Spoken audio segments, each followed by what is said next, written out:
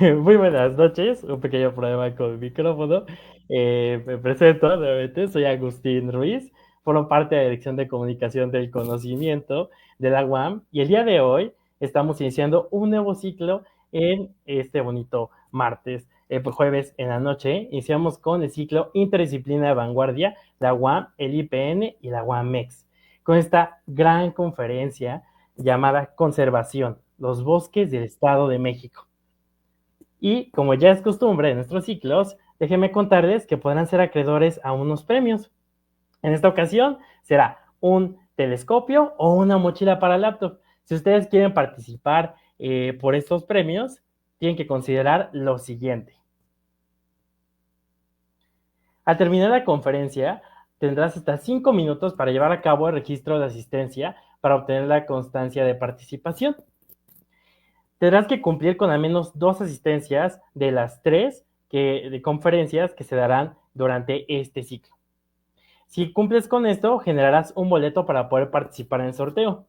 Además, debes seguirnos en nuestras redes sociales como @conocimiento_UAM. Además, tienes que contemplar que, de ser ganador del premio, tendrás que acudir por él a Rectoría General de la UAM. Ahora sí, comencemos con nuestro ciclo y para ello, primero, presentaré a nuestros ponentes invitados del día de hoy. Comenzaré con nuestro moderador, el doctor Rafael Calderón Contreras, de la Unidad Coajimalpa de la UAM. Es doctor en Desarrollo Internacional y Acceso a Recursos Naturales por la Universidad de East Anglia, en Reino Unido. Jefe del Departamento de Ciencias Sociales en UAM Coajimalpa, autor, coordinador y líder de la evaluación global de cambio transformativo de la plataforma intergubernamental científico-normativa sobre diversidad biológica y servicios de los ecosistemas. Además es miembro del SDI. Muy buenas noches, doctor Rafa, ¿cómo está? Hola, ¿qué tal? Gusto en saludar a tu audiencia y a todos mis compañeros acá. Perfecto, muchas gracias por acompañarnos el día de hoy. Gracias a ti. Perfecto. También contamos con la presencia del doctor Pedro Sunier. Es doctor en Geografía por la Universidad de Barcelona, España, profesor del Departamento de Sociología de UAM Iztapalapa. Sus líneas de investigación se centran en la geografía histórica, los estudios sobre el paisaje y la geografía de la montaña.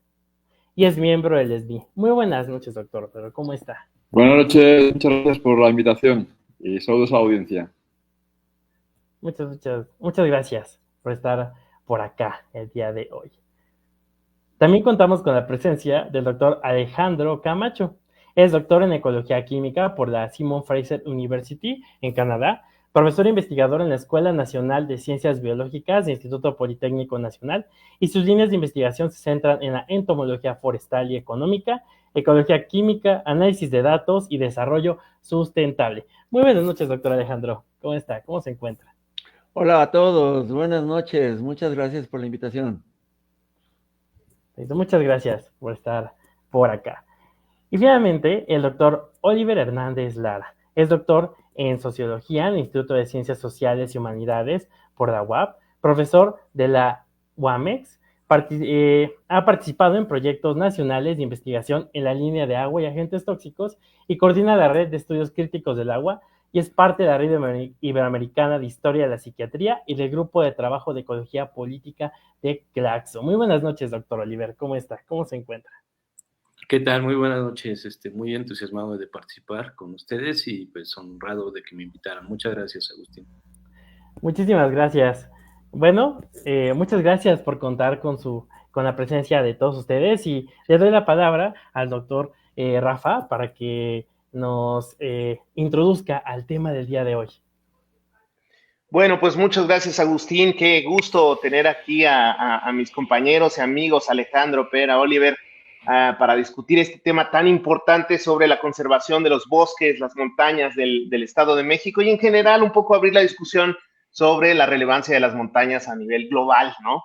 Entonces, si me ayudas, Agustín, con la próxima diapositiva, les explico que quería introducir la discusión con una noción maori que aprendí de un compañero con el que estoy trabajando actualmente, que en el idioma maori se denomina Kyukutai.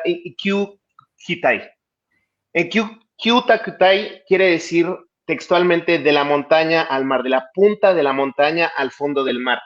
Y esta idea en la que se sustenta la tradición maorí habla no solamente de la conexión geográfica que existe entre la punta de la montaña y el mar, sino más bien cómo nos conectamos las personas, los organismos, los diferentes biomas, los diferentes ecosistemas en este sistema que justamente habla de conectarnos con la naturaleza. Y es una invitación a reflexionar en torno a cómo todos dependemos de los bosques que generalmente se encuentran en las montañas, que vemos hacia arriba, pero que nos nutren con toda la cantidad de servicios ecosistémicos, de contribuciones que la naturaleza ofrece, desde los bosques hasta nosotros. Kyukotai, desde la punta de la montaña hasta el mar. La siguiente, por favor. Aquí nosotros podemos ver una gráfica, lástima no se ve ahí la animación, pero tenemos el centro del país, el centro que está constituido por este sistema volcánico transversal, donde se encuentran las grandes montañas de nuestro país y donde se concentran también la gran mayoría de las personas que vivimos en el mismo. Y bueno, el Estado de México está justamente en el centro de este sistema volcánico transversal, cuenta con 4 de las montañas más importantes que existen a nivel nacional, pero que tiene conexión también con otros sistemas montañosos que albergan los bosques, que dan los servicios ecosistémicos importantes para la vida, para sostener no nada más nuestro consumo de servicios ambientales, sino también las actividades de las que vivimos todos, ¿no? Entonces, la importancia estratégica del Estado de México dentro de este sistema forestal, de este sistema montañoso del país, es central. Históricamente hemos conocido que los grandes establecimientos de población en el país y en Mesoamérica se han concentrado cerca de las montañas, cerca de los espacios boscosos que están en las montañas, y esto responde al hecho de que las contribuciones de la naturaleza a las personas están justamente concentradas en estos espacios y hacen que la vida sea posible también, ¿no? Si le das la que sigue, por favor.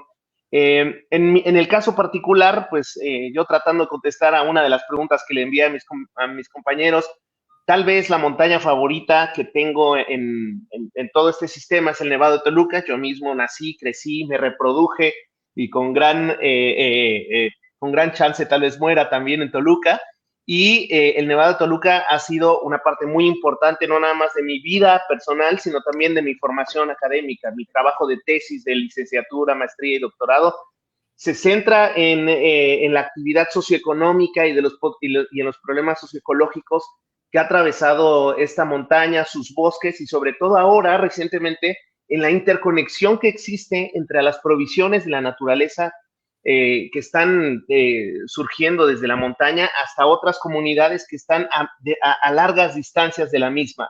Se puede hablar, por ejemplo, de la dependencia hídrica que existe entre la Ciudad de México y el sistema volcánico del Nevado de Toluca. La que sigue, por favor. Aquí algunas imágenes del Nevado de Toluca.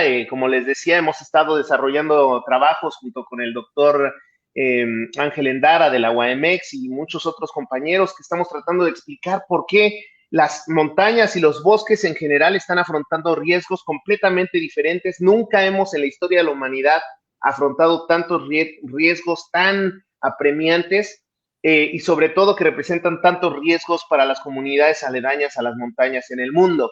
De tal manera que el Nevado de Toluca y el sistema volcánico transversal en general se constituyen como un ejemplo importantísimo para ilustrar estos problemas, sobre todo en torno al cambio ambiental global.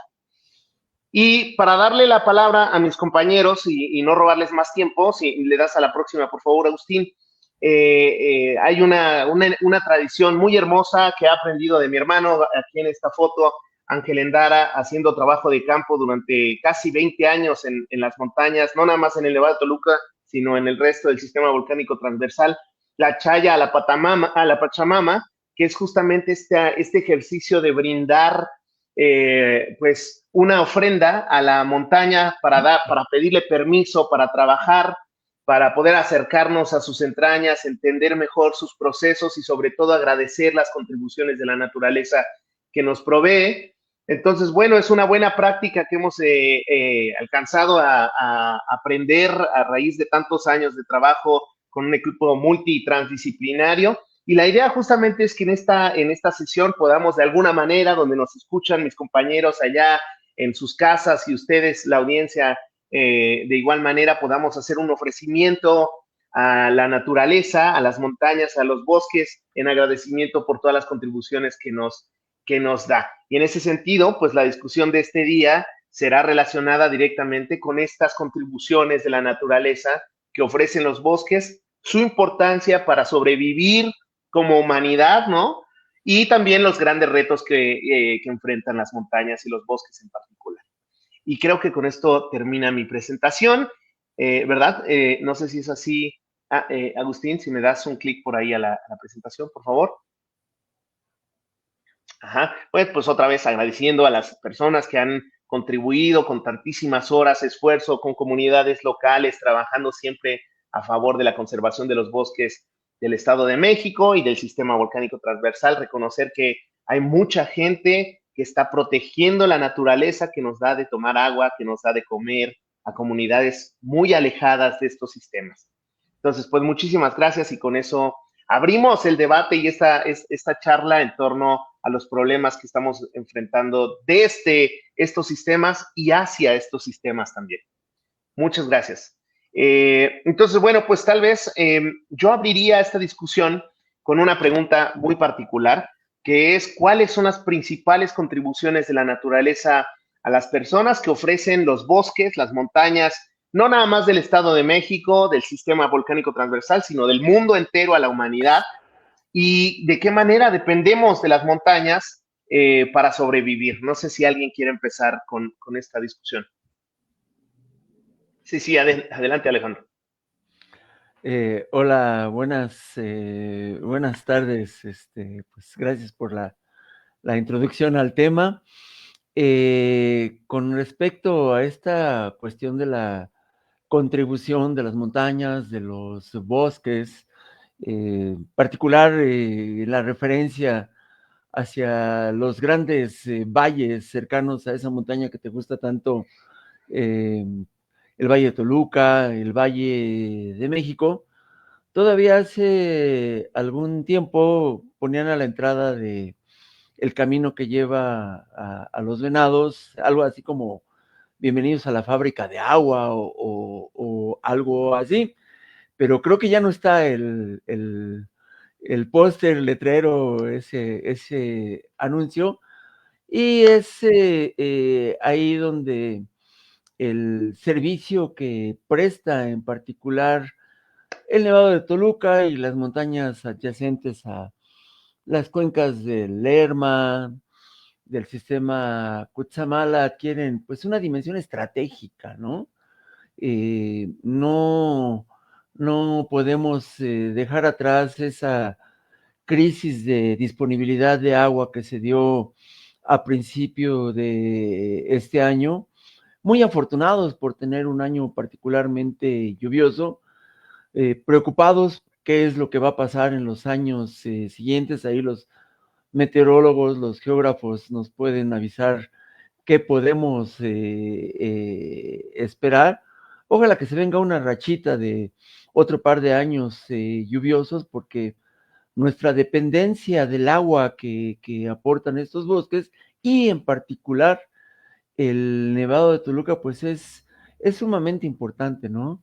Son de las ciudades más importantes de nuestro país, y pues la dependencia que tenemos en la Ciudad de México del agua que aporta el Cutzamala y lo que se logra captar en el Nevado, pues depende fundamentalmente de la condición de los bosques, ¿no? De cómo los manejamos, de que también trabajamos con ellos. Todo lo demás, lo que generalizamos como servicios ecosistémicos, la producción, el sumidero de carbono, la producción de oxígeno, la belleza escénica, o sea, es muy difícil no quedar enamorado de subir al Nevado, bajar a las lagunas y decir, Pues esto es México, ¿no? Claro, Creo hay una que belleza paisajística, digamos, también, que fantástico. va más allá de lo, digamos, de los servicios materiales que nos provee, ¿no? El agua, uno Son siendo. los intangibles que mencionan algunos autores, ¿no? Y que Exacto, yo les muy digo bien. que tienen un valor inconmensurable. Exacto, muy bien. Muchas gracias, Alejandro. Pues no sé, Oliver, Pera, si quieren reaccionar ante esta pregunta, ¿cuáles son las principales contribuciones de las montañas a las personas? Sí, muchas gracias, sí, les agradezco. Si les parece, quisiera participar. En ese sentido, pues primero que nada también mencionar mis propios sesgos, posturas, desde la perspectiva de la ecología política, el ecofeminismo, la crítica de la economía política. De alguna manera, en la pregunta, de alguna manera que se ha expresado, se notan algunas perspectivas antropocéntricas e incluso instrumentales, ¿no? Un poco de como de qué nos sirve, por decirlo de alguna manera, o cómo dependemos. Y en la narrativa, pues digo, eso es un tema como en general, ¿no? O sea, si no es algo que particularmente es de esta pregunta, sino las políticas públicas, las decisiones, la manera en la que nos vinculamos o la estudiamos, pues muchas veces hay que entender que somos parte de ella, de la naturaleza me refiero, y que ésta nos sostiene. En ese sentido, el lenguaje o las propuestas de muchos autores de ecología política como Jason Moore, Donna Haraway, empiezan a hablar de trama de la vida, ¿no? Y de conceptos como estos que nos permiten entender la interrelación que tenemos con otras especies, en términos pues, generales, ¿no? Incluso, pues obviamente los servicios hídricos y los servicios ambientales, el oxígeno, provienen, ¿no? De las montañas, y pues gran parte de lo que hay en la ciudad y del estilo de vida que se sostiene en la ciudad no se podría explicar ni entender sin la presencia de estos, de la naturaleza, en este caso como tal. Sin embargo, bueno, justo, Yayo Herrero, un autor ecofeminista, nos habla de que tenemos que pensarnos como cuerpos y territorios en vulnerabilidad, también, entre otras cosas, por pensar el contexto histórico en el que estamos actualmente. Tal vez décadas atrás o siglos atrás teníamos condiciones para pensar la naturaleza de otra manera. En este sentido, creo que es una urgencia, ¿no? Creo que sí es importante, no solo desde las acciones, sino sí desde el pensamiento mismo, empezar a cultivar una forma de pensarnos en interrelación y en una condición de vulnerabilidad que nos lleve no a trabajar la naturaleza, sino a trabajar con la naturaleza. Es una forma muy distinta, ¿no? Menos invasiva, entender sus propios ciclos, adaptarse a ellos para a partir de ellos y de sus ciclos ecosistémicos, hídricos, estaciones del año, poder ir haciendo, generar, ¿no? Relaciones ecológicas mucho más amigables. Y esto también lo digo porque muchas veces este tipo de perspectiva sobre, justo se expresó, servicios hídricos o servicios ambientales, en muchas ocasiones lleva a financiarizar estas formas de relación. Esto implica terciarizar el manejo, que muchas veces se responsabiliza a quienes vienen manejando estos espacios de la deforestación, cuando muchas veces son otro tipo de técnicas o de tecnologías y razones y argumentos que más bien están buscando la incorporación de capital privado a estos territorios.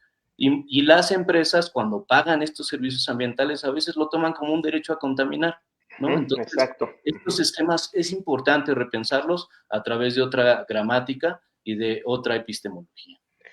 Justo en 2019 se publica el marco de las contribuciones de la naturaleza de las personas, tratando de erradicar por completo o de revalorar la noción de servicios para dejar de pensar que se le puede poner una etiqueta al agua, al metro cúbico de madera que se extrae de los bosques y justo encontrar estas relaciones más horizontales entre la naturaleza y las personas, ¿no? De acuerdo. Poniéndonos en el mismo lugar, con el mismo valor que el árbol a la persona, ¿no? Perfecto, sí. Fantástico. Vera, ¿qué opinas al respecto? Chin, parece que tiene un problema por ahí técnico el doctor Zunier, Se ¿verdad? congeló la imagen, sí. Sí. Justamente un poco analizando esta situación de las contribuciones de la naturaleza, completamente de acuerdo con Oliver, desde la ecología política por muchos años se ha tratado de encontrar el origen en la economía política de los grandes problemas ambientales y las montañas no pueden estar fuera de esta discusión teórica, ¿no?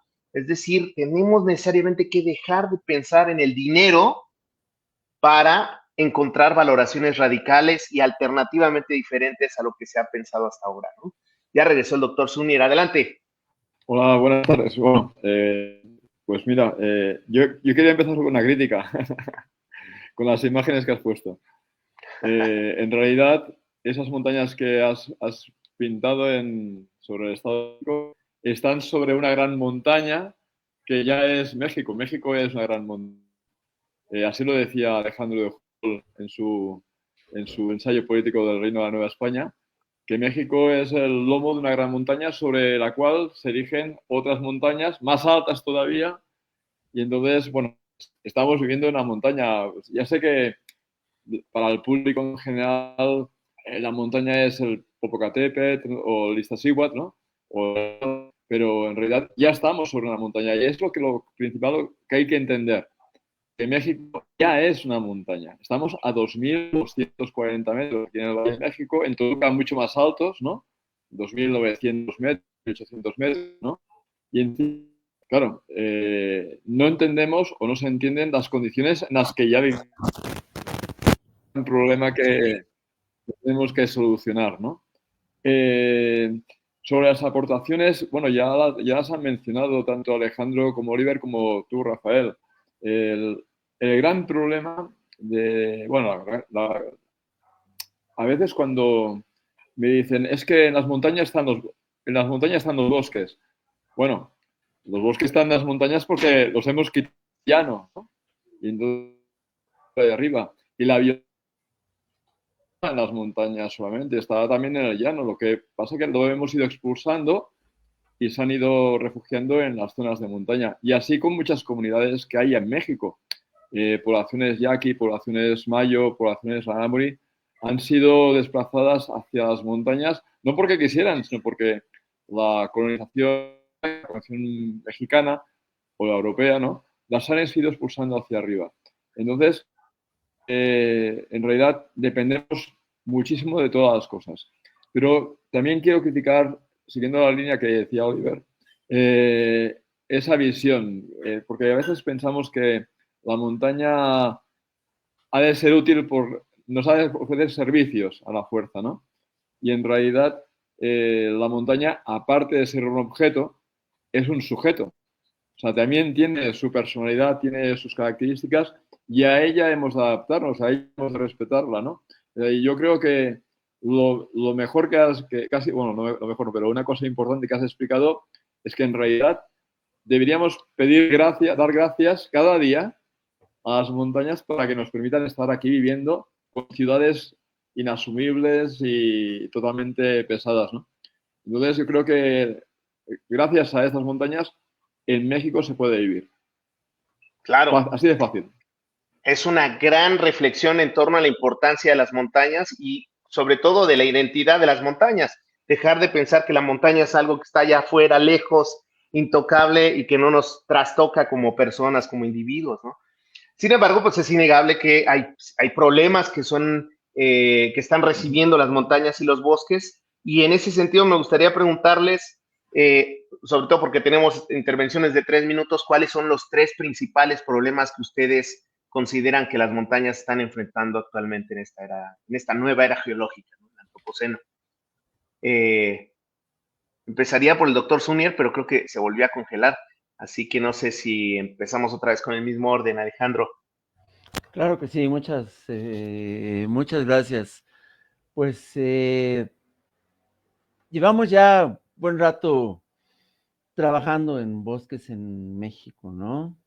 Yo comencé en el año de 1979 y tuve la suerte de comenzar como técnico en la Subsecretaría Forestal y de la Fauna. Yo me incorporo a la academia varios años después de andar ahí empujando camionetas en los lodazales y cosas de esas, y con brigadas de 30 agentes del campo, y comienza uno a enterarse de N cosas que a veces desde la academia no son tan tangibles, ¿no? De los problemas más fuertes que yo veo, particularmente en los bosques, zonas altas de pinos los bosques más extensos que tenemos, está el problema de la propiedad de la tierra, ¿no? Muchas de las áreas protegidas, si no es que prácticamente todas, fueron establecidas como zonas protegidas, parques nacionales, por decretos, algunos desde el año, estaba Cárdenas, 36, 38, 39, pero nunca fueron indemnizadas, ¿sí? Los legales propietarios siguen siendo comuneros, ejidos, algunos terrenos todavía de propiedad particular, y eso hace realmente complejo el manejo de estos recursos, y hay diferencias muy, muy notables entre la perspectiva que tienen las diferentes comunidades. Los citadinos tendemos a homogeneizar cómo piensa la gente del campo, y no se requiere asistir a muchas reuniones del ejido, de la comunidad, para darse cuenta que hay todo un espectro que va desde el blanco al negro en posiciones, estrategias, ideas y aproximaciones para lo que es el manejo. Sí, en alguna ocasión, hablando con gentes en una zona infestada por descortezadores, buscábamos opciones, y para ellos lo único que procedía era cortarlos, aprovecharlos, comercializarlos. Nosotros decíamos que teníamos que buscar otras opciones, y nos decían, ¿y qué le vamos a dar de mordidas a los árboles?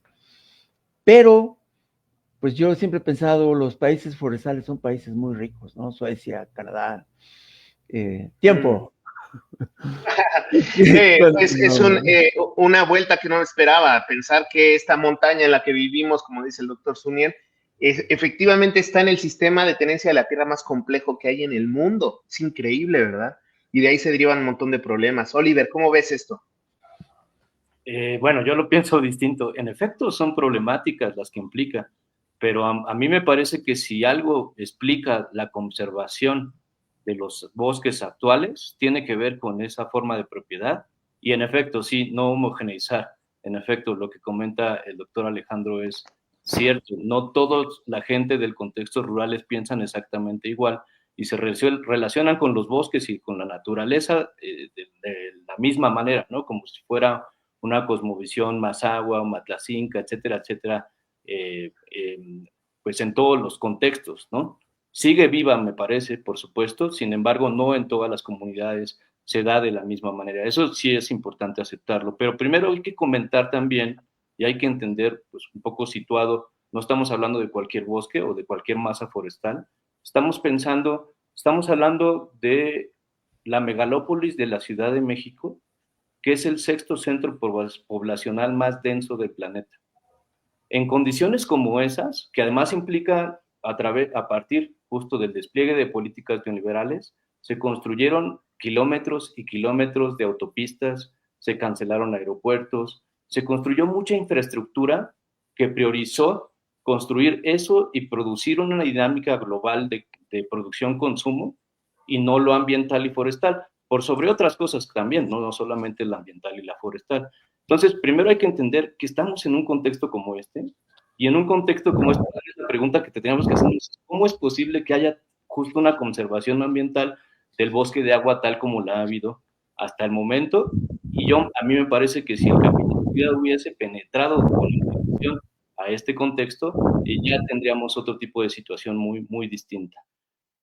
A mí me parece que el principal problema es la falta de una política ambiental realmente ecológica y que priorice por sobre cualquier otro tipo de instrumento de desarrollo territorial. Sea aquí se pone una zona industrial, sea aquí va a haber una autopista para llegar más rápido a la ciudad, sea otras cosas, ¿no? O sea, que lo realmente ambiental en estas áreas naturales protegidas, pero no solo en ella, porque hay que entender la interrelación. O sea, la política ambiental no está en una esfera que no se vea atravesada por otras inercias económicas y por otras políticas de desarrollo. Está atravesada constantemente por ella y es permanentemente dejada en segundo plano frente a otro tipo de cuestiones, ¿no? y el calentamiento climático y la deforestación incrementan la vulnerabilidad de los ecosistemas y de los bosques y de los árboles, en efecto, a las plagas como el gusano descortezador y el muérdago, y eso lleva a un conjunto de dilemas también a nivel manejo comunitario, y después estas comunidades tienen que esperar el permiso de una autoridad para que puedan talar o hacer un manejo forestal más o menos adecuado, y este incremento de la vulnerabilidad incrementa también incendios forestales y un conjunto de problemáticas que ya vemos, ¿no? Claro, Entonces, sí. a mí me parece que es importante más bien trabajar con ese tipo de núcleos y de esa manera asegurar que el trabajo sea comunitario y ambiental, más que económico, por ejemplo. Claro, ¿no? Es de nueva cuenta poner al sistema montañoso y forestal en esta situación de vulnerabilidad para poder entender mejor sus problemáticas, ¿no? Pera, ¿qué opinas al respecto? Mira, pues yo la verdad que muchos de los problemas que hay en el Estado de México, en México también, en relación con las montañas, no son tampoco muy diferentes de los que pasa en mi país, ¿no? Pues hace ni una semana, gracias a las montañas, se recogieron una cantidad de litros brutales y se generó una inundación brutal en una zona que no hay montañas. Entonces, uno de los principales problemas que a veces tenemos en el mundo es que las montañas ni las vemos, ¿no? Bueno, las vemos cuando queremos ir a esquiar, cuando queremos ir a pasear o lo que sea, pero en realidad no hacemos gestión de la montaña porque además estorba, la montaña molesta, ¿no? Y ya sea la pequeñita que tenemos aquí en Iztapalapa, la de Santa Catarina, el Cerro Jico, como los grandes volcanes molestan. Si no estuviesen, casi sería mejor, ¿no? Entonces, es cierto que en México, por ejemplo, el tema de la propiedad, de la tenencia de la tierra, que una parte importante de los bosques estén en manos comunitarias y que esas comunidades precisamente estén en zonas de montaña, es básico para entenderlo. Aunque no hay que romantizar tampoco. Cada comunidad es diferente y hay que estudiarla obviamente para entender qué relación hay entre esa comunidad con sus bosques, principalmente, porque antes que ver montañas ven bosques, ¿no? Y después con las montañas, ¿no? Entonces, o sea, cada comunidad es especial. Yo en algunos casos he visto que en realidad ni las propias comunidades gestionan los bosques. Quiero decir, que tienen en cuenta que saben exactamente lo que tienen, que saben lo que cortan, que saben lo que replantan. Y si esto las comunidades no lo saben y son las que viven cerca, el Estado, por ejemplo, los estados particulares y la federación. Entonces yo creo que lo que caracteriza el gran problema de las montañas de México, primero, es que no se ven. No existen. Ni existen las poblaciones de montaña. Existen campesinos, existen comunidades, pero no existe población de montaña. Y tampoco existen las condiciones en las que vive esta población de montaña, que puede ser muy marginal, que encima son indígenas, que están abandonados, etcétera, etcétera. Si vemos el porcentaje de parques nacionales y de reservas de la biosfera que cubren montañas, es bien pequeño. Si el 50%, 45-50% del país es montañoso, apenas está protegida el 1% y poco más de las montañas del país. Entonces, realmente falta mucho por hacer y, sobre todo, falta mucho esa gestión de las actividades que se hacen en la montaña, ya sea en minería, que están degradando muchísimo. La Sierra Madre Occidental es brutal y es la gran zona montañosa de México. El tema forestal, el tema de los embalses y energías.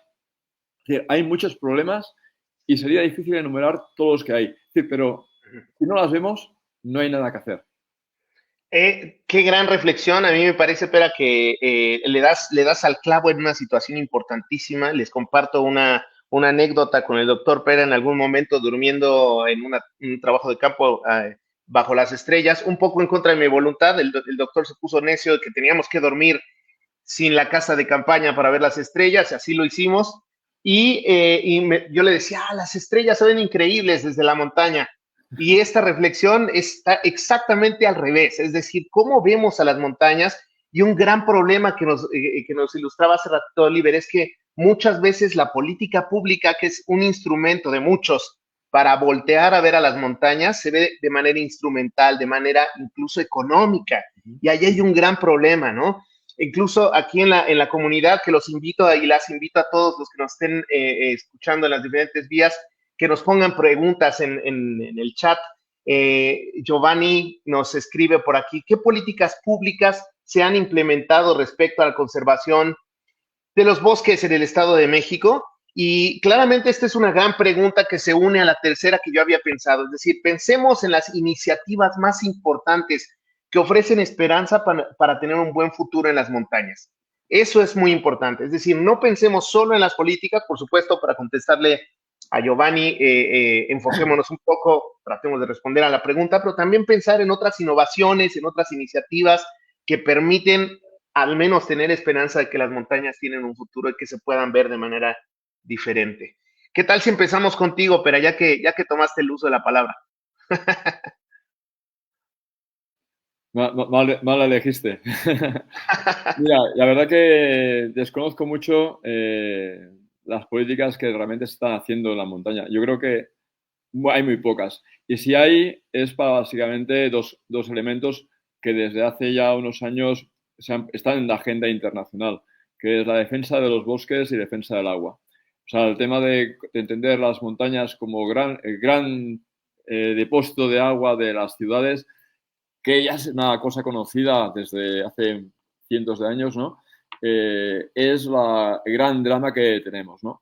Así todo, ese gran depósito de agua, esa gran cisterna que son las montañas, no funcionan si no tiene cobertura forestal o una cobertura vegetal que permita la infiltración. No entendemos ni siquiera los procesos de infiltración del agua. Es decir, las montañas de México, que al menos en el centro del país tienen un porcentaje de origen volcánico muy alto, ¿no? No sabemos cuánto tarda en infiltrarse esa gota de agua que cayó en la parte de cima y cuánto tarda en llegar a los acuíferos cerca de las poblaciones. Entonces, claro, las gestiones son muy diferentes, son montañas muy frágiles, no entendemos que las montañas son espacios frágiles y además pensamos que se puede hacer de todo y no se puede hacer de todo.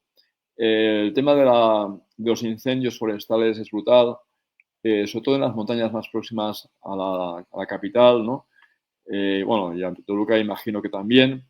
Hay realmente no creo que haya una política adecuada en México en relación con las montañas. Sí, para algunos aspectos en particular, el tema de la conservación de especies, pero las especies, como viven en el aire, no pasa nada, ¿no? Pues, como si no tuviesen un suelo donde aterrizar, ¿no? Entonces, muchas veces nos olvidamos que la biodiversidad es posible solamente en un entorno en concreto. Y tampoco entendemos o no conocemos la gran biodiversidad que un cono montañoso o una cima cualquiera puede tener, tanto altitudinalmente como en las orientaciones, como en los diferentes relieves que amaga la montaña. Entonces, no creo que haya una política en México dirigida a las montañas. Si hay política es para una cosa llamada reservas de la biosfera y así de forma muy, muy general y menos en los parques nacionales. Los parques nacionales están dejados de la mano de Dios y bueno, y siempre cuentas que haya personas con buena voluntad, comuneros, gente que tiene cierta sensibilidad que trata de hacer alguna cosa positiva. Pero yo creo que ni a nivel federal ni a nivel estatal las montañas no existen, ni hay políticas. Igual, una gran reflexión que me regresa un poco a la filosofía maori que les compartí al principio, Kyukyutai, que es justo imaginarse cuánto tarda una gota desde que cae en el parteaguas de la montaña hasta que se infiltra en el acuífero de la Ciudad de México y cuánto sobre todo tarda en volver a salir para ser consumida por los humanos, ¿no? Interesantísimo. Oliver, ¿qué te parece este punto? De acuerdo, sí, también de acuerdo con lo que plantea Pedro, me parece, ¿no? O sea, no quiere decir que no haya acciones o iniciativas en ese sentido, pero pues, no hay una idea integral, ¿no? Planeada, pues que como que tenga cierta idea secuencial o articulada sobre lo que debe de hacerse a nivel forestal, ni en lo federal, ni a nivel Estado de México. Lo que hay, si acaso, es este manejo a través de la idea de las áreas naturales protegidas y de ciertas instancias que enseñan o impulsan ciertas formas de manejo forestal, algunas de ellas incluso ecológicamente no convenientes, porque pues pues, ¿cómo decir? Como una especie de sembradío de árboles todos formados, pues de una forma, pues cuadriculada, no es un bosque, ¿no? O sea, eso no es un bosque. O sea, y un árbol que nació chueco y que está chueco no solo es un árbol, sino es la casa de una ardilla o es otras cosas. O sea, un bosque tiene una vida propia, como lo ha dicho justo Pérez. Y hay que entenderlo así, o sea, si el manejo forestal que estamos acostumbrados a pensar es invasivo y no trabaja con la naturaleza, le da una forma, intenta darle ciertas formas y además eso, ¿no? De manera desarticulada, dependiendo cada núcleo agrario o área natural protegida en específico y no con una idea o una lógica más general. Y lo que se impulsa a contrapelo de eso, o por otro lado, pues eso, es infraestructuras, es aeropuertos, se anuncia felizmente la embotelladora más grande de México en el Estado de México, y bueno, ¿y el agua de dónde va a salir? ¿No? Por ejemplo, ¿no? Entonces, es otra vez, si nosotros pensamos la política ambiental como desarticulada de todas estas inercias, pues estamos trabajando en el aire. Si estamos pensando, sí, la articulación de estas, pues bueno, también podemos tener claro incluso también cuando ambientalmente trabajamos de esta manera para quienes estamos trabajando. Me parece importante señalar que si, ¿qué características tendría que tener una política digamos, ambiental con este sentido que sea realmente ambiental? Bueno, primero hemos dicho que se priorice sobre cualquier otro tipo de instrumento de desarrollo territorial. Segundo, que sea integral, ¿no? Que esté articulada con otras, ¿no? Y que haya una idea de que lo que pasa aquí en el Nevado de Toluca tiene mucho que ver también con lo que pasa en la zona de los volcanes de Amecameca, y de alguna manera toda la faja volcánica transmexicana está articulada y regula el medio ambiente y los ecosistemas de esta región. Y bueno, si hay ese pensar, entonces también tendría que haber una forma de articular. En algún momento hubo una comisión ambiental de la metrópoli, pero no funcionaba como una comisión de metrópoli, ¿no? O sea, sí, era otra manera de funcionar. Ese es un primer punto. Bueno, segundo. Tercero, no solamente son los expertos fotogramas en la academia, ¿no? Es muy importante entender la noción de diálogo de saberes. Les comentaba, yo también pensaba desde la decolonialidad. Estos saberes son muy valiosos también, ¿no? Incluso aguizotes, graniceros, etcétera. Son cosas que es importante recuperar también. Y alta participación comunitaria. Me parece que estos elementos nos pueden permitir tener una política ambiental más o menos como la que necesitamos, ¿no? Fíjate qué importante regresarle las soluciones, ¿no? A abrir la posibilidad de que las soluciones surjan de las comunidades locales, ¿no? En este sentido, un poco para complementar la pregunta, nuestra compañera Aura Hernández en Facebook nos pregunta, ¿cuál podría ser una solución para aquellas personas que han establecido su hogar en las zonas montañosas, que evidentemente son zonas protegidas, ya que muchas personas no cuentan con los recursos para un hogar digno o para resolver problemas básicos incluso, ¿verdad? Y a veces, como habíamos mencionado, como mencionaron ustedes dos, muchas veces no están reflejados en la política pública y no se consideran como parte de la solución. ¿Qué opinas al respecto, Alejandro? Voy a activar mi micrófono. Ahora sí ya me escuchan, ¿verdad? Sí. Mira, en esa parte de las iniciativas prometedoras, pensadoras, estoy sorprendido de ver que son los sociólogos los que están preocupados porque no seamos nosotros el punto de referencia, sino que sea el bosque, que sea el ambiente. Yo creía que el ecólogo aquí era yo, pero me da gusto escuchar que están cambiando esa perspectiva. Hay una iniciativa que se echó a andar en el sexenio que terminó, que fue el programa de Sembrando Vida. En ese momento yo tengo la fortuna de participar por invitación de Rafa, del doctor Endara, en una idea de establecer viveros para reproducir árboles autóctonos adaptados a las zonas altas. No es la primera vez, he visto algunos intentos de este tipo, pero generalmente son flor de un día, pero la idea es una de las cosas que deberíamos de estar haciendo. La gente compra muy bien los programas de reforestación, e incluso el título de la mesa enfocado a conservación, pues los forestales lo enfocamos. Me voy a incluir más en el concepto de manejo. ¿Qué tanto podemos hacer conservación si, como dice la compañera Aura, no le proporcionamos lo necesario a los habitantes de la zona? Se necesita un incentivo para que ellos participen activamente en la protección, en el manejo, en la reforestación, y cambiar ese gastadero de dinero que implica traer árboles de Indonesia, de California, o ve tú a saber de dónde, para sembrarlos a 3.500 metros sobre el nivel del mar, ¿no? En los años 80 retacamos el Estado de México de Pinus radiata, y nos la hemos pasado los que andamos en cuestiones de plagas, correteando la plaga en los rodales sobrevivientes de Pinus radiata, que prácticamente ya se extinguieron y se gastaron muchos millones, ¿no? Entonces, el buscar esas opciones dentro de nuestros propios recursos. Mencionabas tú el Nevado de Toluca como una zona de gran interés. Allí hemos encontrado fenómenos muy interesantes. Después de oleadas de plaga y de incidencia de muérdago, comenzamos a encontrar árboles resistentes que genéticamente deben de tener algo que nos permita aprovecharlos, pues como una base para un manejo prometedor. Entonces ahí hay algunas ideas.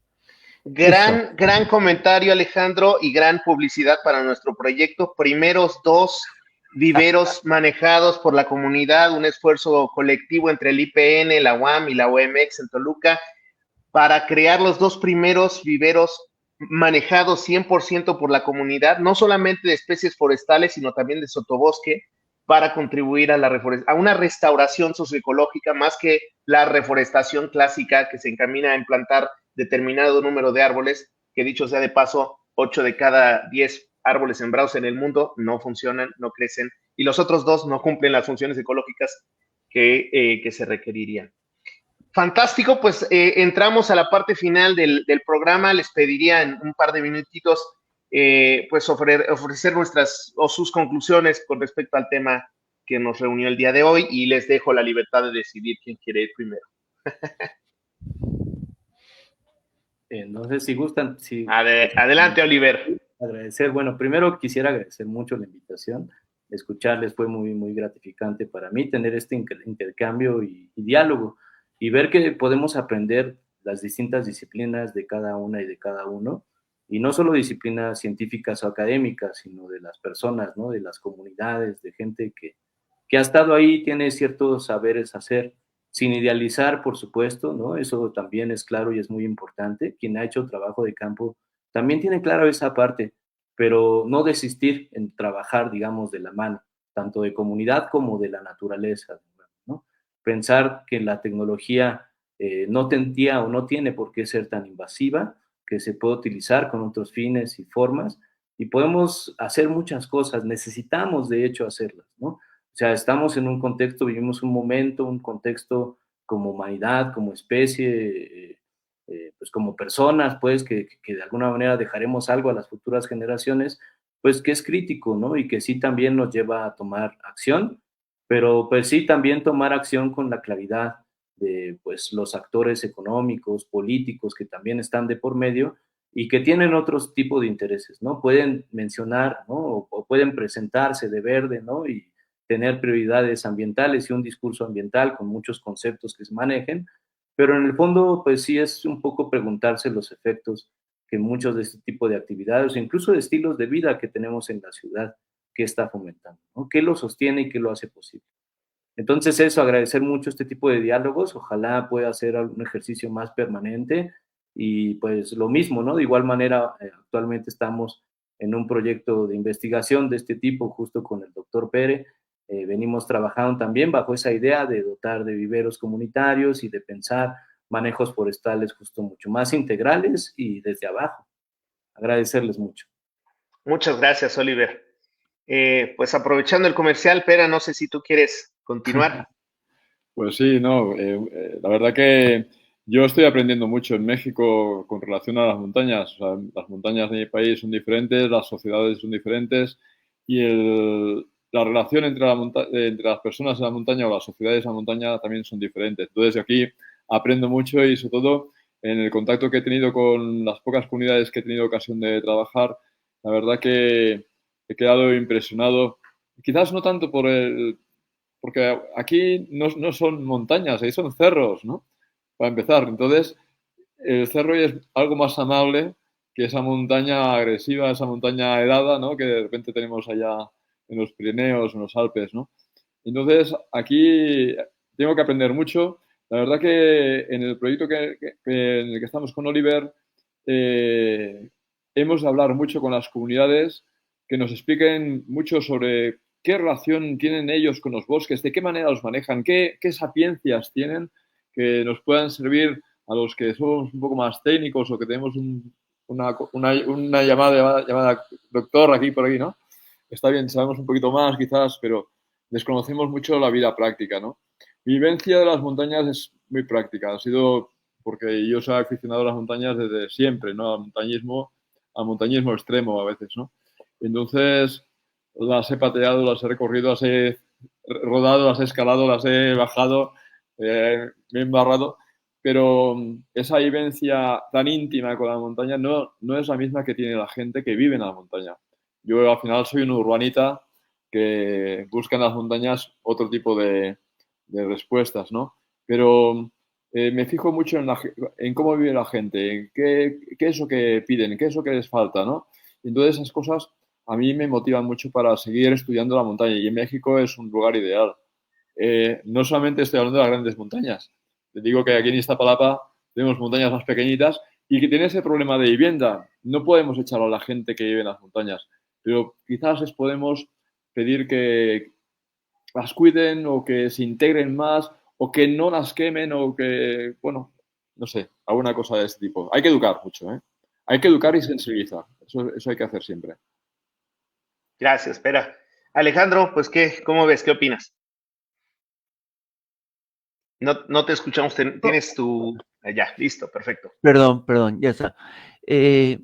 Algo ya lo había comentado, cambiar el enfoque de conservación que pareciera en un país con las características del nuestro una lucha pues muy cuesta arriba por una invitación a integrar el concepto de manejo, el uso múltiple del bosque, incorporar a la comunidad, convencer al gobierno que necesita invertir en la montaña, en el bosque, no nada más pensar que lo va a proteger y al rato no hay ni gasolina para las camionetas de Profepa ni de Conam, y cosas de ese. En las escuelas luego tenemos que llevarlos a ellos, ¿no? Y cosas de ese tipo. La cuestión de la seguridad es un tema que nadie quiere tocar, ¿sí? Es políticamente sensible, pero es un gran problema, ¿no? Es un gran problema, probablemente requiera una mesa más amplia y curiosamente casi nadie le quiere publicar, ¿eh? Estamos viviéndolo en carne propia, vamos armados con nuestra credencial de nuestra institución. Yo cuando subo al monte no llevo el celular donde está la banca móvil, por obvias razones. Entonces, yo creo que es algo que tenemos que atender de manera muy urgente, entrar al manejo del bosque, de la montaña, y doctor Pérez, sí hay montañotas en México, ¿eh?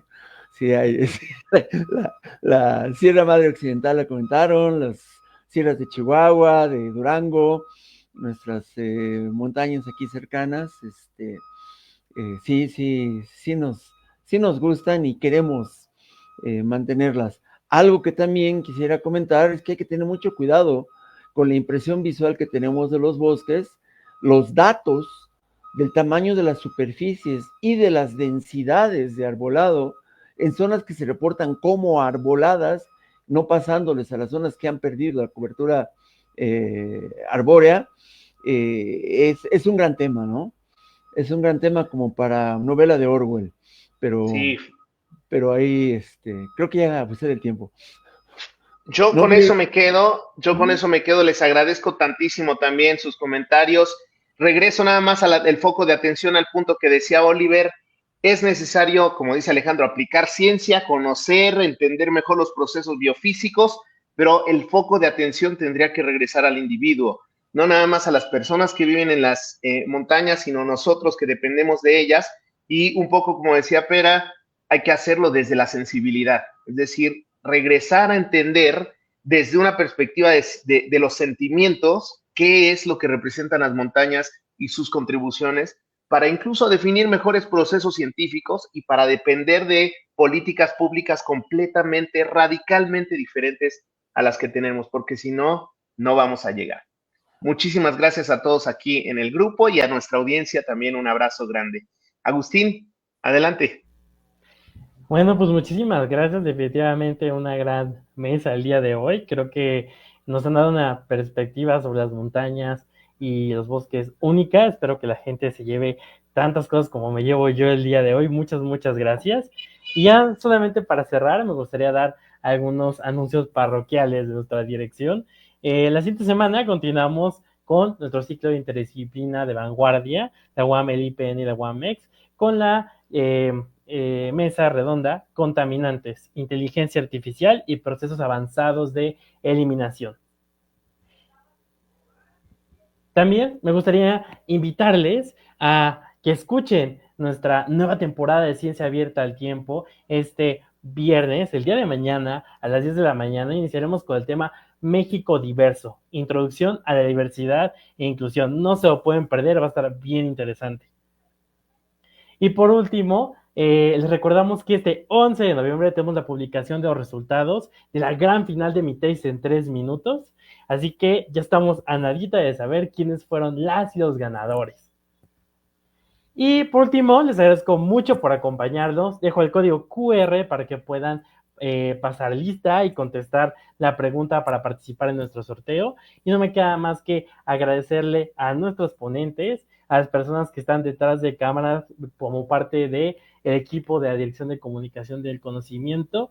Muchas gracias. Nos vemos el siguiente jueves.